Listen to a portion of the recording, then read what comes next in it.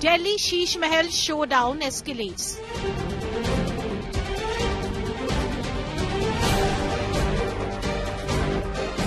BJP corners AAP over Chief Minister House splurge. जो लोग कहते थे कुछ नहीं लेंगे, सरकारी बंगला नहीं लेंगे, घर नहीं लेंगे, गाड़ी नहीं लेंगे, किस प्रकार से करप्शन किया है उसका काला चिट्ठा सीएजी के रिपोर्ट में आता है। CAG report fuels Sheesh Mahal row.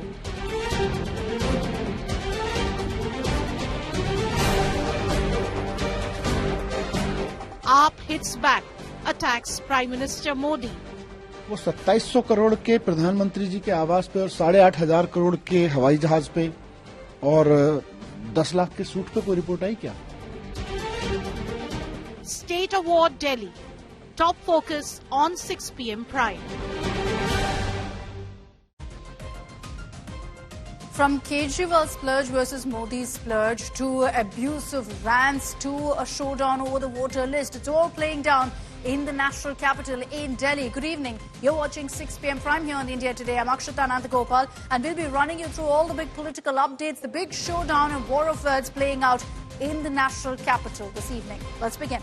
The focal point of the BJP's campaign right now in the national capital in Delhi is on the renovation of the CM house, down when Kejriwal was the chief minister. And now a CAG report is what the BJP is using to go ahead and target the Aam Aadmi Party. Mind you, this isn't a CAG report that's been published, but the BJP is saying that this is the details we have from the CAG report. Here's where the money was spent according to them. TV consoles worth over 20 lakh rupees. You had a mini bar unit installed. This is during the peak COVID time, mind you. A mini bar unit that was installed at a cost of just almost 5 lakhs at 4.8 lakhs. An L-shaped sofa of 6.4 lakhs was set up in the CM's residence.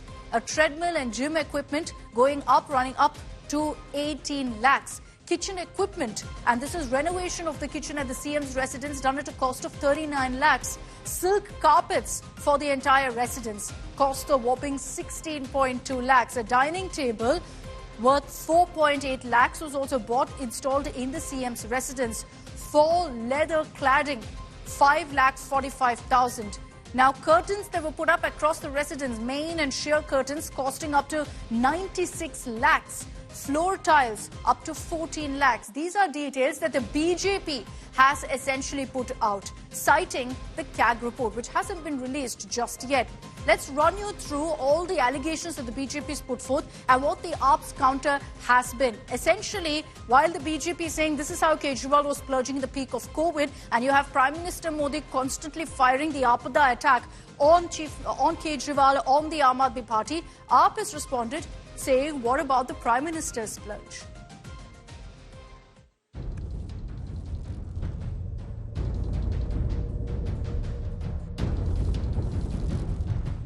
The biggest flashpoint in Delhi Dangal. The luxurious bungalow of Delhi Chief Minister and the alleged mega splurge. Dubbed Kejriwal's Sheesh Mahal by the BJP, the bungalow became a focal point of Prime Minister Narendra Modi's attack. ये कितने बड़े झूठे हैं, इसका उदाहरण इनका शीश महल है। जब दिल्ली के लोग ऑक्सीजन और दवाओं के लिए भटक रहे थे, तब इन लोगों का पूरा फोकस अपना शीश महल बनवाने में था। The BJP piled up the heat with multiple posters slamming the criminal splurge, pitting the luxe interiors of the CM house with dilapidated Delhi roads and infrastructure. BJP alleged that the CAG report revelations on Kejriwal's official bungalow were only tip of the iceberg and that there was a total splurge of 80 crore rupees.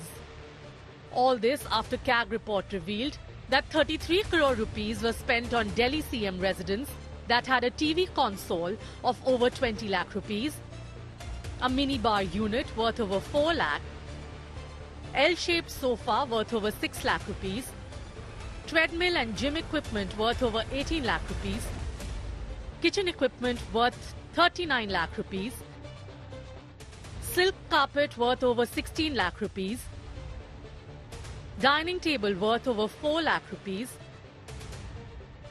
faux leather cladding worth over 5 lakh rupees, curtains worth over 96 lakh rupees, and floor tiles worth over 14 lakhs. जो images हमें मिले हमने तो उस पर तैयार किया क्योंकि अरविंद केजरीवाल अपने भ्रष्टाचार के म्यूजियम को दिखाना नहीं चाहते, उन्होंने इसे बंद कर रखा है। जो 100 रुपए की चप्पल और 2 रुपए का पेन लिए घूमते थे अरविंद केजरीवाल, कैसे अन्ना के सपनों को उन्होंने रौंदते हुए और दिल्ली की जनता को धोखा देते हुए ठगते हुए अपने लिए कैसे अय्याशी का सामान जुटाया है, ये तो उसकी वानगी भर है। एस्टिमेटेड कॉस्ट 7 करोड़ का था, उससे 342.31% अधिक पेमेंट किया गया और जो टेंडर्ड अमाउंट था 8 करोड़ का, उससे 290.49% का ऊपर पेमेंट किया गया। आप सोचिए, इतना घोटाला तो हमने कहीं नहीं सुना होगा, वो भी एक हवेली के पीछे। Hitting back, the Aam Aadmi Party called Prime Minister Modi a liar and accused him of splurging over his residence, a plane and suits. वो 2700 करोड़ के प्रधानमंत्री जी के आवास पे और 8,500 करोड़ के हवाई जहाज पे और 10 लाख के सूट पे कोई रिपोर्ट आई क्या? The Congress too slammed Kejriwal for wasting taxpayers' money for personal luxury. जो ये शीश महल या मुख्यमंत्री निवास, जो भी आप इसको शब्द इस्तेमाल कर लीजिए, अपने में ये दिल्ली में जो पिछले 10 साल में हुआ भ्रष्टाचार है, उसका ये सबसे बड़ा, हो सकता है कीमत के हिसाब से सबसे बड़ा नमूना ना हो, लेकिन वो इस तरह के भ्रष्टाचार का सबसे बड़ा नमूना बन के आता है। One of the major poll planks that we will see in this election season as far as BJP is concerned will be the Sheesh Mahal, and now with figures, the BJP will be going door to door and pointing fingers at the kind of renovation that was being done at the behest of the taxpayers' money for the house of erstwhile Chief Minister of Delhi, Arvind Kejriwal. With camera person Amit, this is Aishwarya Paliwal reporting for India Today.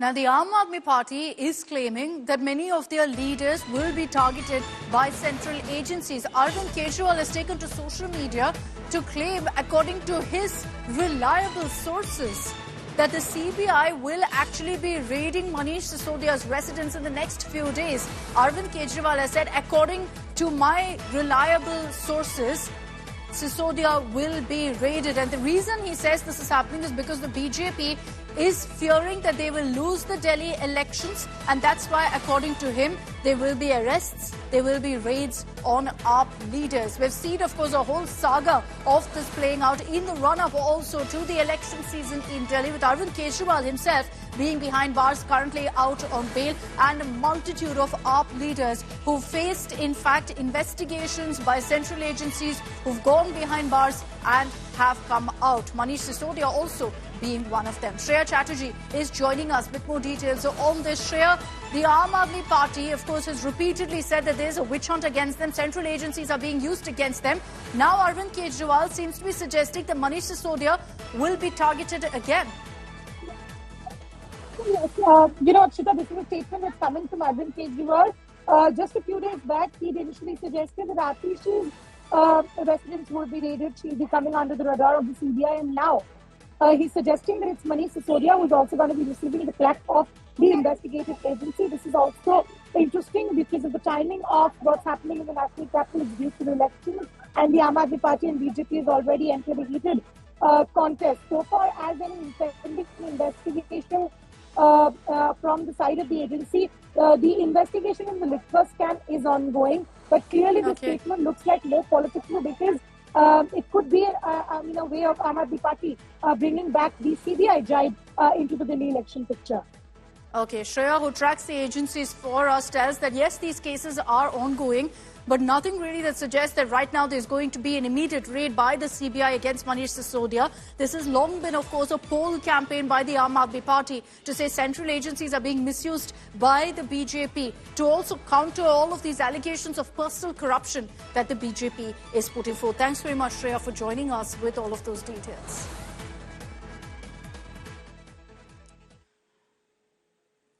And unfortunately, as is the case almost every poll season, you see the ugliest, lowest of lows when it comes to the political narrative. This time around is the man on your screens who is guilty of firing first a sexist slur against Priyanka Gandhi and then going ahead and targeting Atishi. He's now questioned who Atishi's father is, and it's obviously prompted a barrage of anger, outrage and condemnations. Delhi Chief Minister Atishi, when responding to these kind of personal attacks against her, also broke down, visibly emotional, was in tears when she spoke about the attack by Ramesh Biduri of the BJP. मारलीना ने बाप बदल दिया, पहले मारलीना थी, अब सिंह हो गई. Motormouth BJP Neta Ramesh Biduri is at it again. अरे ये मारलीना, ये तो सिंह बन गई भैया. चेहरा ही नाम बदल दिया.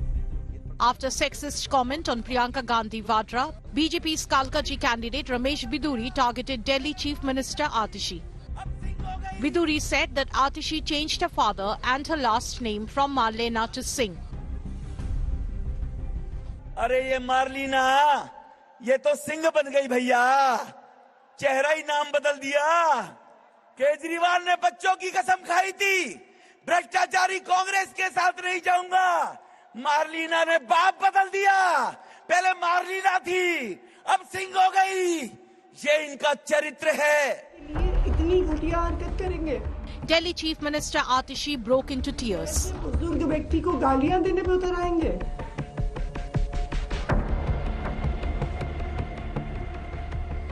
Emotional Atishi questioned Ramesh Biduri for abusing her old and ailing father. ये तो सिंह बन गई भैया. मेरे पिताजी जिंदगी भर शिक्षक रहे. आज वो 80 साल के हो गए हैं.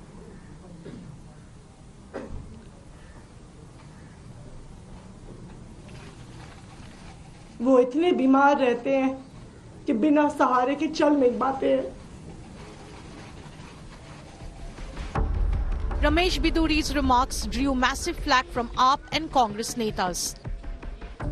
आतिशी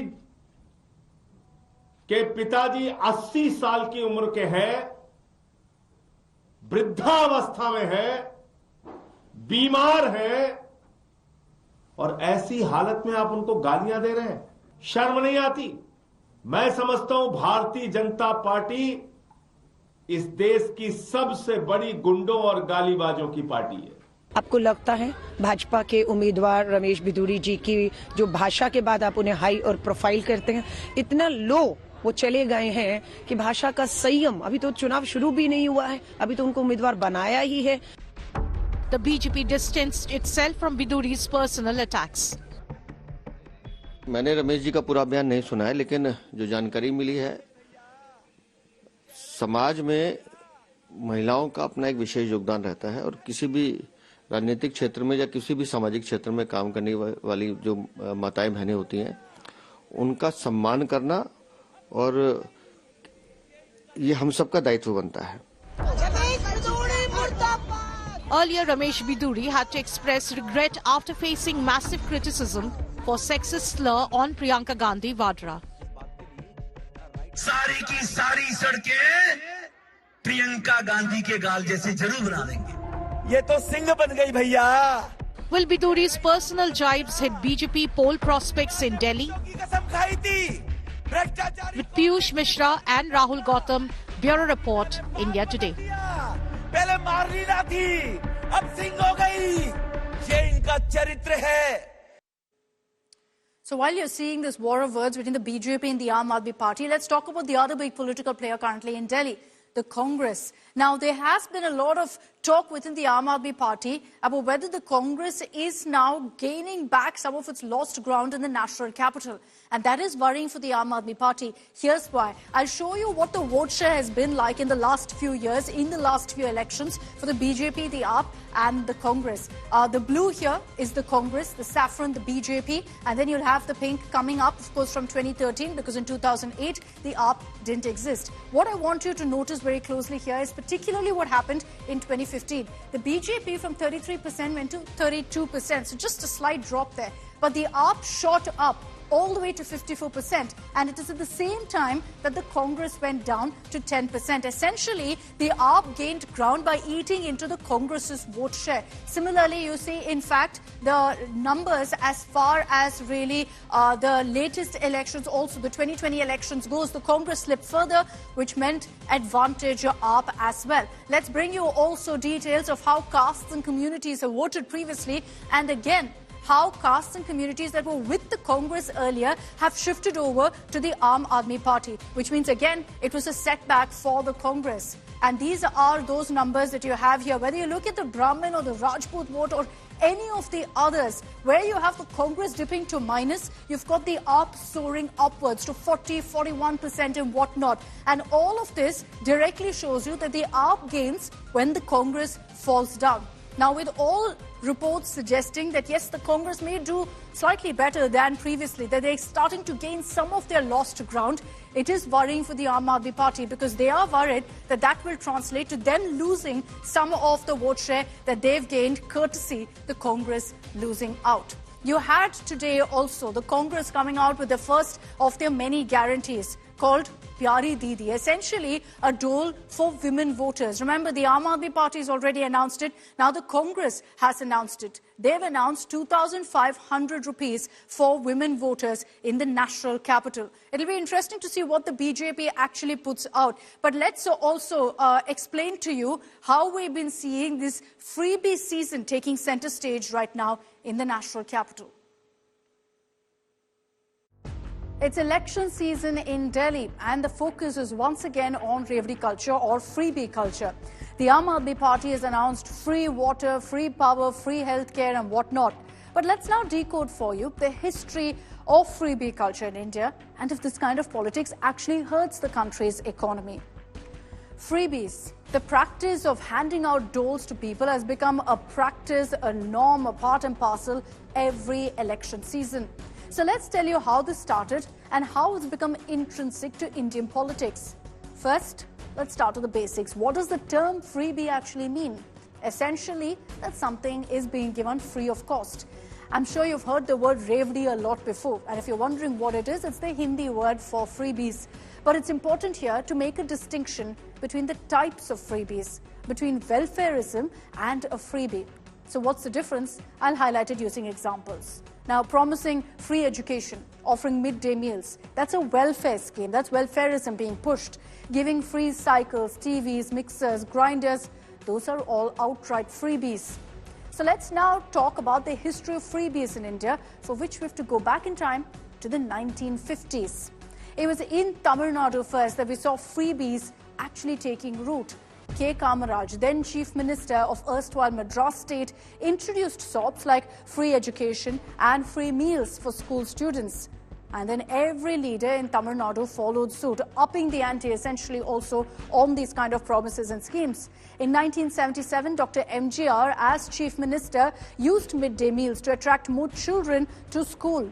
And to date, the scheme is active in Tamil Nadu and, of course, has been emulated by almost every state in the country today. But it was also Tamil Nadu that moved beyond welfareism. Free TVs, mobiles, cycles, grinders, mixies, you name it, it was offered in party manifestos and has become a part and parcel of Dravidian politics. It's worked in wooing voters, but the welfare schemes also that Tamil Nadu parties focus on have helped in ensuring that the economy of Tamil Nadu isn't dented. And it was bound to become a national talking point as well, because regional parties, most of them now offer freebies. I'll give you a few examples. Naveen Patnaik's 1 rupee per kilo rice scheme in Odisha. Nitish Kumar's free bicycle scheme for school-going girls in Bihar. Jai Lalita's distribution of 8-gram gold for brides. Mamata Banerjee's cash incentives for girls and health insurance scheme in West Bengal, subsidized food grains by Yogi Adityanath in Uttar Pradesh. And then in Delhi, free electricity, water from Arvind Kejriwal's government in Delhi was promised years ago and continues now. The AAP, interestingly, in 2015, when it came to power with a promise of free water and free power, cracked that code of freebies. And since then, every party has attempted to emulate the model to woo voters in state polls and in national polls too. For example, the Congress has 5 guarantees that it promises in every state. The BJP has claimed that they're against freebie politics. Prime Minister Modi has repeatedly spoken out against this freebie culture and has said it's dangerous for the country. But now, looking at the BJP's manifestos in, let's say, Haryana or Jharkhand, the BJP essentially has modelled freebies as welfareism, but has also promised doles to vote banks. So let's ask the crucial question here.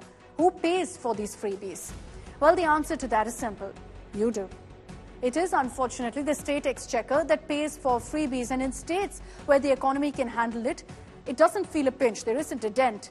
It's a whole other story, however, when states are already financially crippled.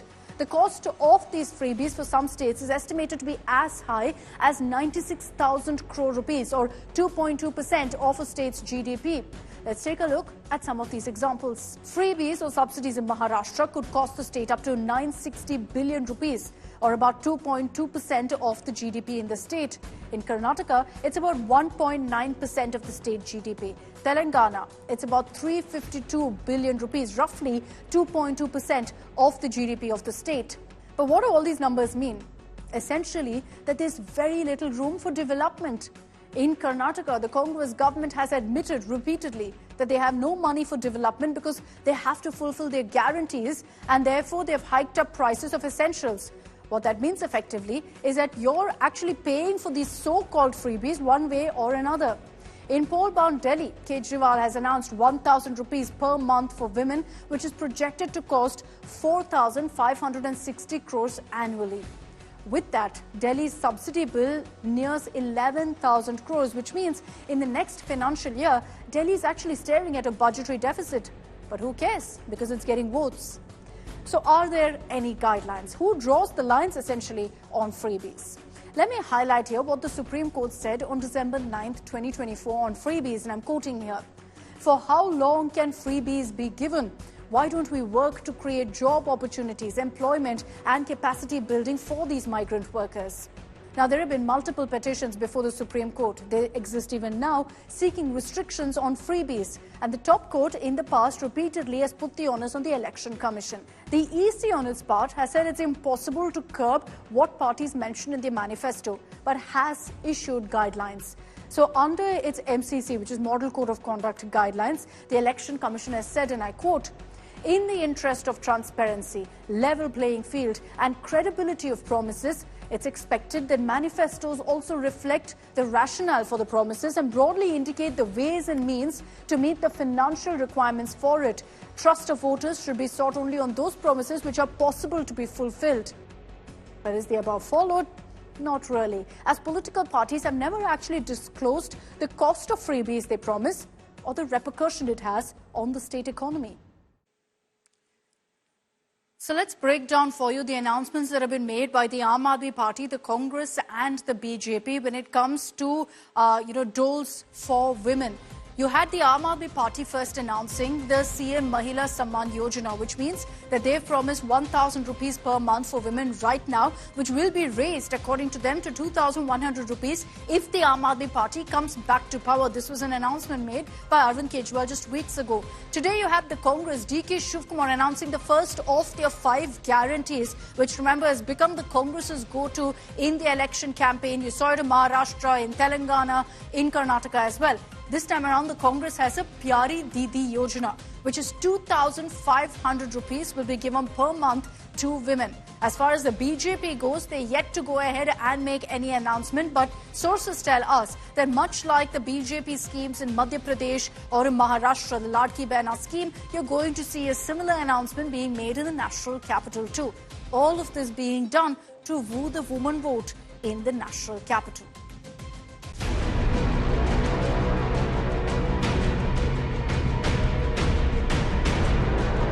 4 infants test positive in India so far.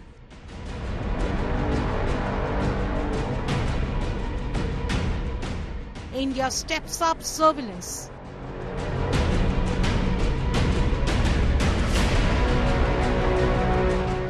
HMPV poses great risk for infants.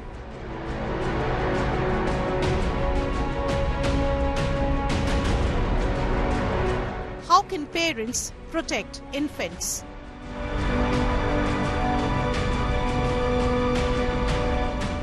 HMPV outbreak in China. India on alert. Top focus on India today. There's a whole lot of panic over the human metapneumovirus, or HMPV as it's being known right now, coming in India, cases being reported in India. And that's because of a very eerily similar trajectory that we saw years ago of coronavirus starting off in China and then spreading to other countries. This virus too has been reported in China. 4 cases that have been confirmed right now in India, all among infants. Now, symptoms of HMPV are very similar to the common cold, but in some cases, extreme cases, it can also become pneumonia. Here's all that we need to know about the HMPV and what the government, the central government, has said with regards to their advisory on how to stay safe.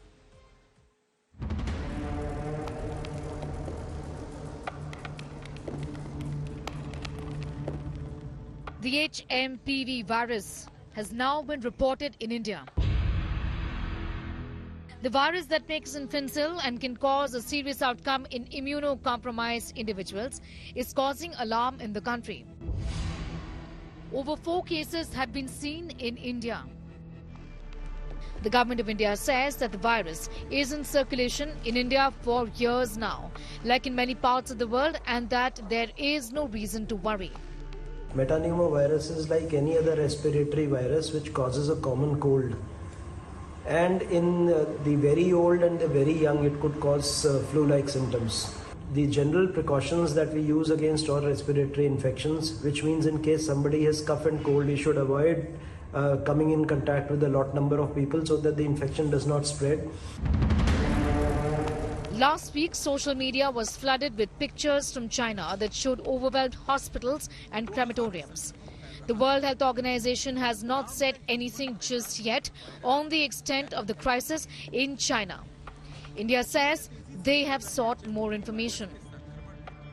The government of India says that in the infections of HMPV seen in India right now, the patients had no travel history, no international travel history, indicating that the increase in cases seen in India right now has got no link to the outbreak in China. But we do not know just yet. The government says we are monitoring the situation very closely. Clearly, vigilance is at its peak given our experience 5 years ago. ILI, which is influenza-like illness, and SARI, which is severe acute respiratory infections, are being very closely monitored, says the Union Health Ministry. Perhaps patterns of an increase in influenza-like illnesses will give better indications about where we stand today. But right now, an increase in respiratory infections has not been seen, says the government of India. The virus leads to symptoms similar to the flu, such as cough, fever, runny nose and sore throat. It may sometimes lead to more severe symptoms like pneumonia, a lung infection that causes air sacs to be filled with fluids. A severe infection is more likely in children under the age of 5 when they get the infection for the first time. It may also cause severe symptoms in the elderly and those who have a weakened immune system. In the infants, they have not been exposed to the viruses, so they do not have the antibodies and enough, and apart from that, their immune system is also not fully developed. As a result, monitoring group meeting was held under the chairmanship of Director General for Health Services on 4th of January 2025 to review the situation. The health systems and surveillance networks of the country remain vigilant, ensuring the country is ready to respond promptly to any emerging health challenges. There is no reason to worry. We are closely monitoring the situation. Okay, so that's a statement that's come in from Union Health Minister, Mr. J.P. Nadda, who's confirmed that the central government is very, very closely monitoring the situation. And he says very categorically there that there's no reason to panic, there's no cause of concern just yet. So this is the first statement that's coming from the Union Health Minister. Remember, the central government has been putting out repeated messages to kind of ensure that there's no panic that spreads over the HMPV. And now you've got the Health Minister saying we're very, very closely monitoring the situation. Let's cut across to that statement. विश्व भर में फैल रहा है। HMPV virus एक ऐसा virus है जो हवा के जरिए सांस लेते समय एक दूसरे में फैलता है। यह सभी आयु वर्ग के लोगों में संक्रमण का कारण भी बनता है। यह विशेष रूप से सर्दी और बसंत के मौसम के शुरुआती महीनों में अधिक देखा जाता है।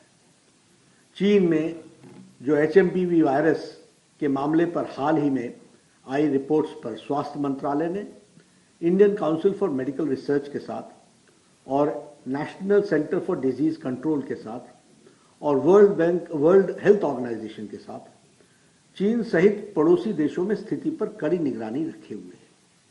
WHO ने भी स्थिति का संज्ञान लिया है और जल्द ही वो भी अपनी रिपोर्ट साझा करेंगे हमसे। ICMR Indian Council for Medical Research और Integrated Disease Surveillance Programme IDSP के साथ उपलब्ध सांस संबंधित वायरस के देशव्यापी डेटा को भी समीक्षा की जा रही है और भारत में किसी भी कॉमन रेस्पिरेटरी वायरल पैथोजन में किसी भी प्रकार की वृद्धि नहीं देखी गई है। में जॉइंट मॉनिटरिंग ग्रुप की बैठक 4 जनवरी को आयोजित की गई थी और स्थिति का जायजा लिया गया है। देश के हेल्थ सिस्टम्स और सर्विलेंस नेटवर्क्स किसी भी उभरते हुए हेल्थ चैलेंज के प्रति क्विक रिस्पांस देने के लिए सक्षम है और तैयार है। हम स्थिति का क्लोज मॉनिटरिंग कर रहे हैं। हम स्थिति का बहुत नजदीकी से जायजा ले रहे हैं और हम ये कह सकते हैं कि हमें चिंता का कोई कारण नहीं होना चाहिए। स्वास्थ्य विभाग इन सारी बातों पर नजर रखे हुए है।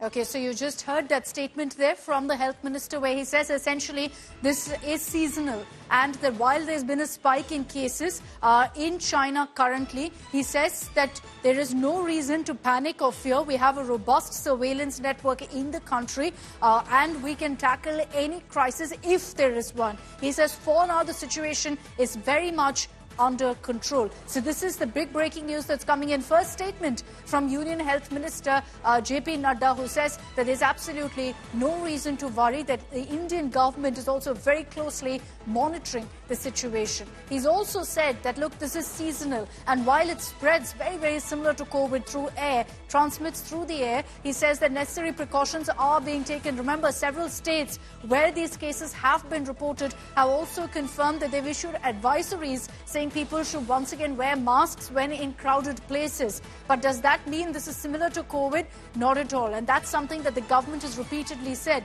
that there's no reason to panic, there's no reason to worry, that even in people who have gotten this virus, it's similar to a common cold. The symptoms are similar to a common cold.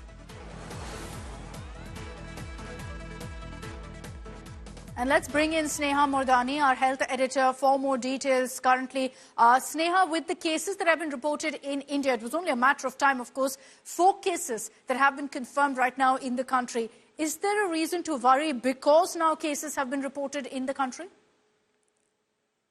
Well, right now, Akshita, the government of India clearly is saying that there is no reason to be worried. Now, there are 2 reasons why. A, because HMPV is being seen, in younger children and only in immunocompromised individuals. It's manifesting in a big way in these 2 segments of the population. Also, elderly can have some severe symptoms like pneumonia, but in general population, A, it's not been seen. Also, the children who were diagnosed with HMPV in India had no international travel histories, as the government of India. So no link with China just yet is what the government has said. Now, one reason to be satisfied, given that if at all the information from China through the videos that we have access is true, that hospitals are overwhelmed and crematoriums are kind of getting filled up, if there's such bad news from China, right now at this point in time, it has got no bearing in India because these patients have no travel history to China or no international travel history. Government says right now there is no reason to worry or panic. Having said said that there is no vaccine for HMPV. The symptoms are treated symptomatically, just like symptoms were treated for COVID-19. Also, one reason to be satisfied is that this is not an unknown enemy. HMPV has been in circulation for years together in India and in many other countries. In that sense, we are not dealing with something that we don't know about. Like COVID-19, the novel coronavirus, was an infection that we did not know about. So that's a big relief. The government right now says they're monitoring the situation. There is no surge that has been seen. In that sense, they are satisfied.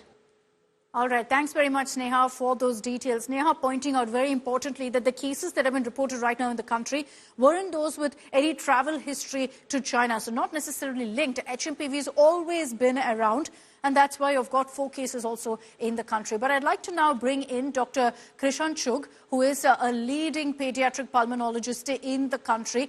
Dr. Chugh, thank you for your time. The reason we decided to have you here on India Today is because there's a lot of concern among parents right now.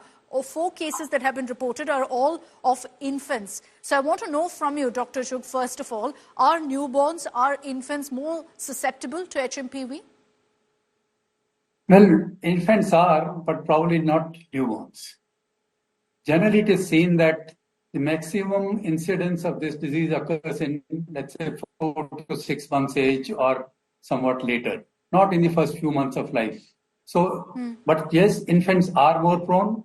They have not yet been exposed to this virus in the past. So first time when they are exposed, their immune system is not yet fully developed. Hence, they are more likely to have a comparatively more severe disease. And that is why our alarms are higher when it comes to seeing an infant with suspected respiratory infections. Most of the times, this respiratory infection is like any other infection of the respiratory tract. It is only seldom and very few that it becomes severe. Okay. Dr. Chugh, my second question to you, and this is again what's doing the rounds right now where everyone's asking this, what can parents actually do to protect their infants right now, Dr. Chugh?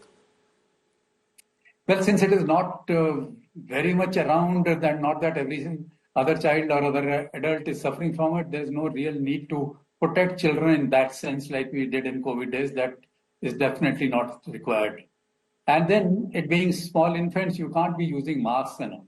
What can be done is that those who have respiratory infection, whether it's adults or somewhat older children, let's say 3, 4, 5 years, let's say the elder sibling of an infant, when they have infection, they should be kept a little separate for 1 to 3 days till they start improving. Otherwise, it's not really necessary to have any other precaution for the time being. Yes, if the child starts suffering from illness, then we quickly seek medical help. So how would you define this illness, Dr. Chugh? What are the symptoms that people should watch out for in infants? They are very much like any other, what we call as a viral infection of the respiratory tract. That means runny nose, stuffy nose, blocked nose, some degree of cough, some redness of the face and the whole body, some degree of fever. But generally, this is where the symptoms end. It is very seldom that somebody will start having a fast breathing and a pneumonia. Okay. And my final question to you is, Doctor, can HMPV actually be fatal for infants, for toddlers? Well, guarded, yes, it is possible. It can be fatal. But that will be very, very rare case. After all, it is less than 1% or maybe 0.1% or even less in our experience. Whatever few cases that we have tested for and found positive, we are not given much, let's say, importance to this, that this is the virus and that we should be kind of doubly careful about it. No, we just take it as one more respiratory virus and treat it as if it's an ordinary viral infection. So what I would say is that if it is the only virus which is causing the respiratory illness, it is not likely to become a severe or a fatal disease. If there are more than one virus, or a superadded bacterial infection sets in, then it may be a different story. Okay, that's incredibly reassuring, I'm sure, for all of our viewers as well. Thanks very much, Dr. Chugh, for joining us with your expertise on the HMPV symptoms to watch out for. Why really there's absolutely no reason to press the panic button right now, even if you're a parent with a newborn, with an infant. It's not something that's extremely critical or serious. And you just heard from Dr. Chugh what really are the symptoms to watch out for. Let's cut across to breaking news coming in.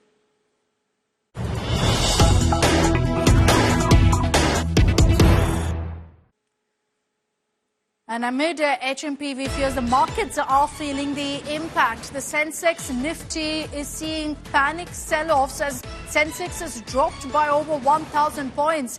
11 lakh crore investor wealth has been wiped out as a result of all of the headlines over the HMPV, all of the questions about whether this is COVID 2.0 that's going to be spreading globally. Remember, during coronavirus also, we saw markets taking a hit. Similarly, now too, amid reports, fears of HMPV spreading across the world, and here in India also a few cases being confirmed, Sensex has dropped by over 1,000 points. 11 lakh crore rupees investor wealth has been wiped out. Let me bring in Shailendra Bhatnagar, Chief Analyst and Editor of Markets with Business Today TV. Shailendra, what do you make of really how the markets have reacted? Is there going to be a recovery tomorrow? Is it going to get worse? Good evening, Akshita, and thank you for having me over. This is just a sell-off which is primarily continuing from, say, mid-October to now. Two things have coalesced. One is this news of HMPV virus, which has been doing rounds in India over the weekend. Second is the fact, and more importantly, the fact that a lot of Indian companies provided very tepid, modest, and in fact weak quarterly updates for the third quarter, and that is the primary reason for the sell-off in Indian equities. Yes, the sell-off has been particularly sharp. It was triggered by business outlooks sent in by HDFC Bank, a couple of other public sector banks, including Titan, so on and so forth. And that's the reason why you have this sell-off. There is little or nothing to do with the virus that is spreading. In fact, it is just among 4 people.